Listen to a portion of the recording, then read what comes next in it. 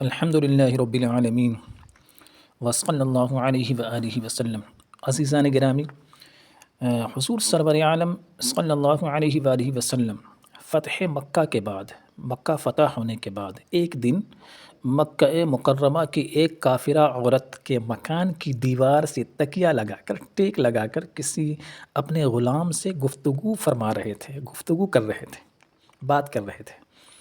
اس مکان والی کافرہ کو جب پتہ چلا کہ محمد عربی صلی اللہ علیہ وآلہ وسلم میرے مکان کی دیوار سے تکیہ لگائے، ٹیک لگائے کھڑے ہیں، تو بغض و عداوت سے اس نے اپنے مکان کی سب کھڑکیاں بند کر ڈالیں تاکہ حضور صلی اللہ علیہ وآلہ وسلم کی آواز نہ سن پائے۔ اسی وقت حضرت جبریل امین حاضر ہوئے اور عرض کیا، یا رسول اللہ صلی اللہ علیہ وآلہ وسلم، خدا فرماتا ہے، اللہ عز و جل فرماتا ہے کہ اگرچہ یہ عورت کافرہ ہے مگر آپ کی شان بری عرفہ و اعلیٰ ہے، چونکہ اس کافرہ کے مکان کی دیوار کے ساتھ آپ کی پشت انور لگ گئی ہے،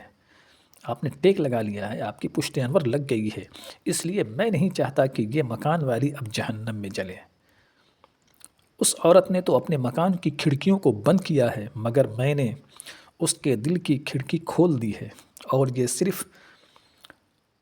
اس کی دیوار سے آپ کے تکیہ لگا کر کھڑے ہونے کی برکت سے ہے۔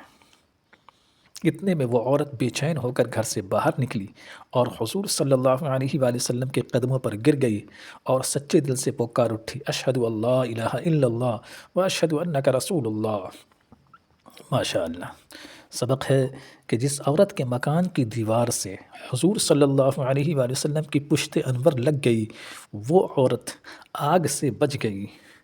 جہنم کی آگ سے بچ گئی، تو جس خوش قسمت اور مقدس خاتون حضرت آمنہ رضی اللہ عنہا کے شکم انور میں حضور صلی اللہ علیہ وآلہ وسلم نے قیام فرمایا ہو، وہ مقدس خاتون کیوں جنت کی مالک نہ ہوگی؟ کیوں جنت میں ان کا اعلیٰ مقام نہ ہوگا؟ پھر کس قدر بدبخت ہیں وہ لوگ جو حضور صلی اللہ علیہ وآلہ وسلم کے والدین کریمین کے متعلق کچھ کا کچھ بکتے ہیں یا بکتے رہتے ہیں۔ اللہ عز و جل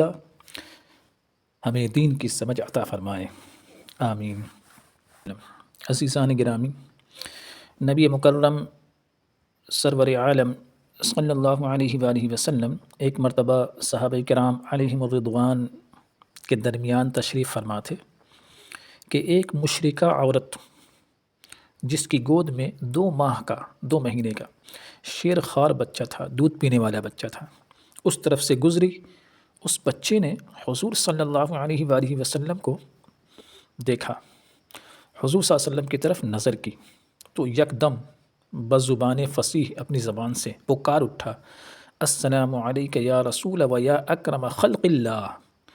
السلام علیک یا رسول و یا اکرم خلق اللہ۔ ماں نے جب دیکھا کہ میرا 2 مہینے کا بچہ کلام کرنے لگا ہے، بات کرنے لگا ہے، تو حیران رہ گئی اور بولی، بیٹا یہ کلام کرنا تجھے کس نے سکھا دیا؟ یہ بات کرنا تجھے کس نے سکھا دیا؟ اور یہ اللہ کے رسول ہیں، یہ تجھے کس نے بتا دیا؟ اور یہ اللہ کے رسول ہیں، یہ تجھے کس نے بتا دیا؟ بچہ اب اپنی ماں سے مخاطب ہو کر کہنے لگا، اپنی ماں سے کہنے لگا، اے ماں، یہ کلام کرنا، یہ بات کرنا مجھے اسی اللہ نے سکھایا ہے جس نے سب انسانوں کو یہ طاقت دی ہے، اور یہ دیکھ میرے سر پر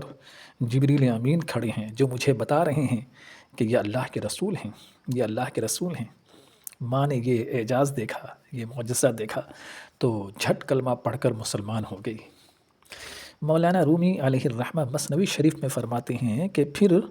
حضور صلی اللہ علیہ وآلہ وسلم نے اس بچے کو مخاطب فرمایا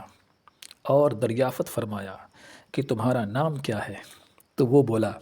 بچہ بولا کہ یا رسول اللہ صلی اللہ علیہ وآلہ وسلم، اس مشت خاک ماں کے نزدیک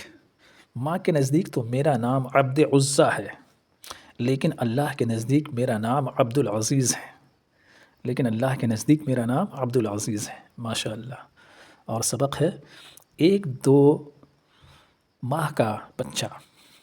ماشاء اللہ، تو حضور صلی اللہ علیہ وآلہ وسلم کو جان اور مان لے، 2 ماہ کا بچہ تو حضور صلی اللہ علیہ وسلم کو جان لے مان لے اور اپنی ماں کو بھی جنت میں لے جائے، مگر افسوس ان عمر رسیدہ بدبختوں پر جنہوں نے حضور صلی اللہ علیہ وآلہ وسلم کو نہ جانا نہ مانا اور اپنی جہالت و گستاخیوں سے حضور صلی اللہ علیہ وآلہ وسلم کے تعلق سے پتہ نہیں کیا کیا بکتے رہتے ہیں، اور اپنی جہالت و گستاخیوں سے خود بھی ڈوبے اور دوسروں کو بھی جو ہے لے ڈوبے۔ اللہ تعالیٰ اپنے حبیب کے صدقے میں ہم سب کو ہمیشہ ہدایت پر قائم و دائم رکھے، آمین بجاہ النبی الامین، والحمد للہ رب العالمین۔